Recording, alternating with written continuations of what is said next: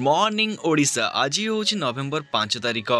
राज्य तथा देश विदेश मुझे 15 गुरुत्वपूर्ण खबर। वीडियोटी को शेष जाए थे निश्चय देखिए। वीडियोटी भल लगे गोटे लाइक करदे। आ चैनल प्रथम थर आसते चैनल टी सब्सक्राइब करने जमार भूलिए नहीं।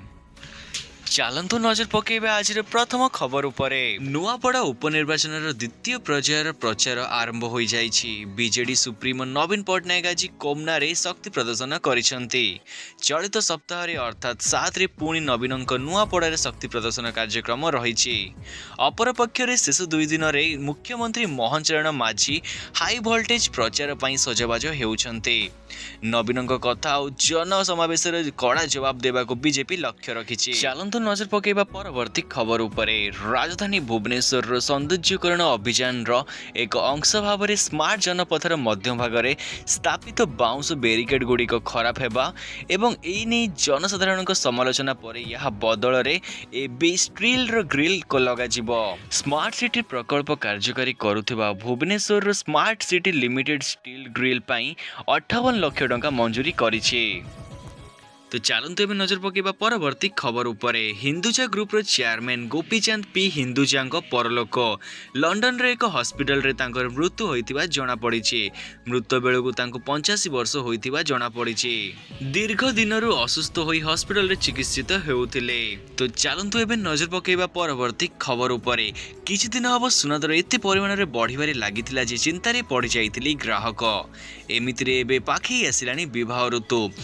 हेले एबे आश्वस्तिकर विषय यह कि सुना दर में कहवाक गले एक प्रकार ब्रेक लगी।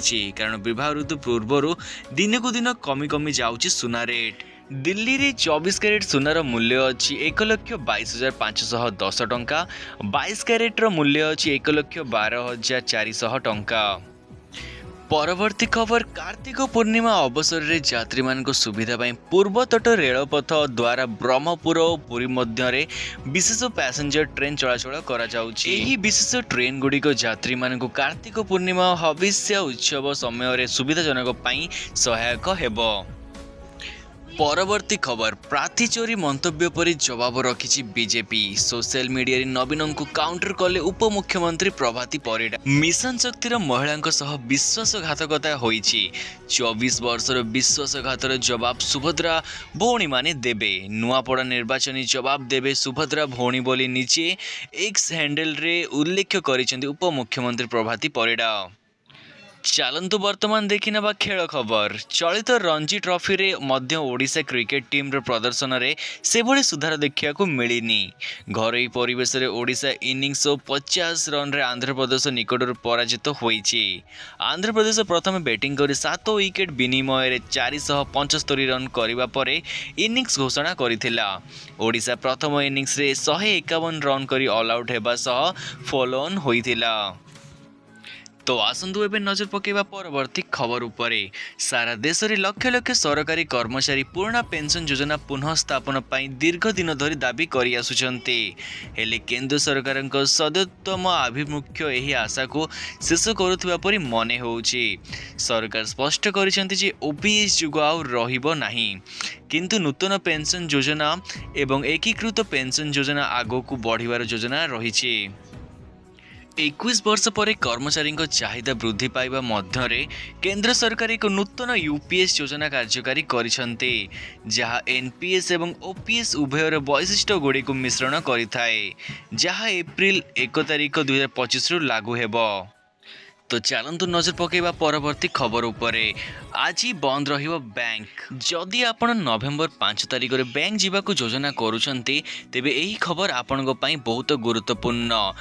कहवाकू गले नवेम्बर 5 तारिख रे सारा देश में गुरु नानक जयंती और कार्तिक पूर्णिमा पालन करा जिवो। एही कारणरू अनेक राज्य रे बैंक बंद रहिबो। जदि आपण काली बुधवार दिन कौनसी काम पई बैंक को जीवाकू योजना करूछंती तेबे प्रथमे जांच करंतु जे आपणको सहर रे बैंक गुड़िक बंद अछि कि नाही। भारतीय रिजर्व बैंक प्रति मास रे एक छुट्टी तालिका प्रस्तुत करे।